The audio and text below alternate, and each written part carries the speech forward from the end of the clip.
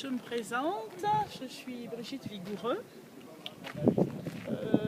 j'habite Paris, je suis au salon de la diaspora qui a commencé depuis hier, mais malheureusement j'ai assisté que pour cette journée, donc pour le deuxième jour. Et j'ai trouvé ça très bien, les interventions sont très profondes et très riches, mais malheureusement je trouve toujours pas de réponse, réunion après réunion, rencontre après rencontre sur la diaspora, sur tout ce qui nous concerne et tout ce qui nous unit. Au jour d'aujourd'hui, je ne trouve pas. Je trouve qu'on tourne en rond depuis des années parce que j'ai été très jeune. En faculté, on avait ce genre de réunion, on avait ce genre d'association. Il se faisait beaucoup de choses et depuis, j'ai quitté la fac. Le temps a passé. Je suis parent aujourd'hui et maman. La chose qui me revient, c'est d'écouter la même chose que j'ai écoutée il y a 20 ans, il y a 25 ans. Pendant que moi, j'étais jeune, j'ai eu cette grâce d'assister à des grandes réunions, des grandes conférences, des choses bien construites. Mais au bout, il n'y avait rien. Et aujourd'hui, je suis mère de famille.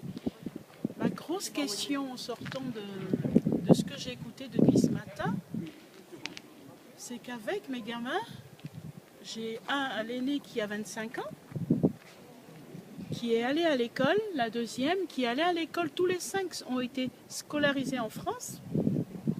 Et nous tournons toujours autour des mêmes questions qui restent sans réponse. Que fait l'Afrique pour nos enfants? Nos enfants nés de la diaspora sur place, comment ils apprennent? Comment semons-nous? Comment pensons-nous leur donner quelque chose? Parce que pour ces enfants-là, ils ont perdu beaucoup de choses, ils n'ont plus de repères parce qu'ils vivent en France, ils sont nés ici. Pour certains, ne vont pratiquement jamais en vacances. Les miens, ils vont pratiquement jamais en Afrique. Et ma grosse question, qui reste un grand souci pour moi, qui à des moments m'empêche de dormir, me stresse, c'est qu'après un cours, après une réunion, de l'école primaire au collège, du collège au lycée, et aujourd'hui ils sont en fac, la question du noir de l'Afrique demeure. Et malgré nos réunions, qu'est-ce qui est construit au jour d'aujourd'hui? Malgré tous ces remue-ménages, ces week-ends où nous retrouvons ces organismes qui existent, mais qu'est-ce qu'il y a en retour? Parce que nous, j'ai comme l'impression que nous, je regarde dans la salle, il n'y a pas des tout jeunes, je ne les vois pas. Hein. Il n'y a pas tous les gars qui tiennent la conférence à tour de rôle, ils sont plus ou moins âgés. Mais j'aimerais à mon tour voir des tout jeunes, passionnés, des petits jeunes congolais, gabonais, ivoiriens, maliens, sénégalais, que sais-je, africains, noirs, parce qu'ils ont cette passion transmise par le parent, par la maman, parce que nous les parents, nous traînons nos enfants dans ce genre de réunion pour pouvoir semer.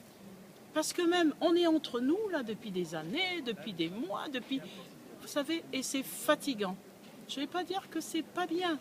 J'ai pas le droit de dire ça. Je ne peux pas dire que c'est une perte de temps, non. Je vais simplement dire qu'on tourne en rond. Merci. Voilà. Merci madame.